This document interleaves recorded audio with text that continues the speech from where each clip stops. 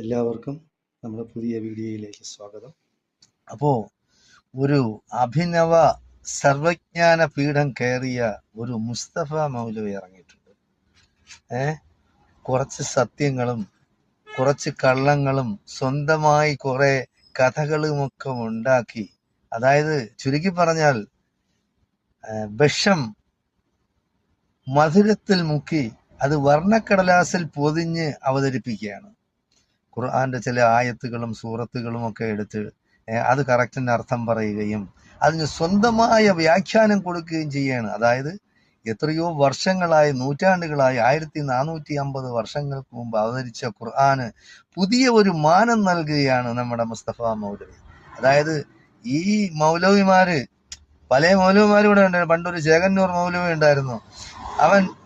അവനൊക്കെ എന്ന് പറയുന്നത് ഇസ്ലാമിനെ നശിപ്പിക്കാൻ വേണ്ടി, ഇസ്ലാമില് ഉണ്ടായിരുന്ന നിയമങ്ങളായിരുന്നാലും ശരി, ഇസ്ലാമിക പ്രാർത്ഥന, പിന്നെ ഏത് രീതിയിൽ എത്ര നേരമാണ് നമസ്കാരം ഉണ്ടായിരുന്നത്, അതിനെല്ലാം മാറ്റിമറിക്കാൻ വേണ്ടി പല കാര്യങ്ങളും, അതായത് ചിലത് നമുക്ക് തോന്നും അത് സത്യമാണോ, ശരിയാണല്ലോ ഇത്, ഇത്രയും നാൾ ആരും പറഞ്ഞില്ല. പുതിയതായിട്ടൊരു പണ്ഡിതൻ, അതായത് ഒന്നെന്ന് പറയുന്നത് ഖുർആൻ അറബി ഭാഷയിലാണ്. പിന്നെ ഈ ഖുർആൻ അവതരിച്ചത് എവിടെയാണ്? മക്കയിലും മദീനയിലുമാണ്. പിന്നെ അവിടെ ജീവിച്ചവരാരാണ്? അവിടെയുള്ള അറബികളാണ്. അപ്പോ ഈ അറബികൾക്ക് അറിയാവുന്നതിൽ കൂടുതലായിട്ട് പുതിയ കഥ, അതായത് കേരളത്തിലെ ഏതെങ്കിലും ഒരു ഓണംകേറ മൂലയിലുള്ള ഈ മുസ്തഫ മൗലവി എന്ന് പറയുന്ന എവന്റെയൊക്കെ എന്ന് പറയുന്നത് വേറൊന്നും അല്ല, താല്പര്യം ബിസിനസ് ആണ്.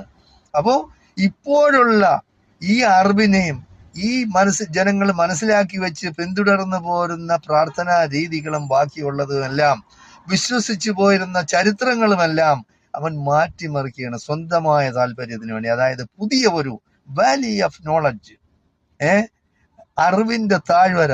എന്താണ് അറിവിന്റെ താഴ്വര? താഴ്വരയിൽ എന്ന് പറയുന്നത് ജലമുണ്ടാവുന്ന സ്ഥലങ്ങളാണ് താഴ്വര. ഏതെങ്കിലും മലയുടെ അടിവാരം. നിനക്ക് വിജ്ഞാനത്തിന്റെ താഴ്വര അല്ലെങ്കിൽ അറിവിന്റെ താഴ്വര എന്നല്ല, ഇത് അറിവുകേടിന്റെ താഴ്വരയാണ്. അതായത് നേരത്തെ ഉണ്ടായിരുന്നൊരു ചേകന്നൂർ മൗലവി, അവൻ പറഞ്ഞ എന്താണ്? ആ മൗലവി 3 നേരമാണ് നമസ്കാരം, 5 നേരമില്ല. അതാണ് ഖുർആനിൽ പറഞ്ഞിട്ടുണ്ട്. അത് ഖുർആൻ പഠിക്കാത്തതിന്റെ കുഴപ്പമാണ്. ഖുർആൻ പഠിക്കണം.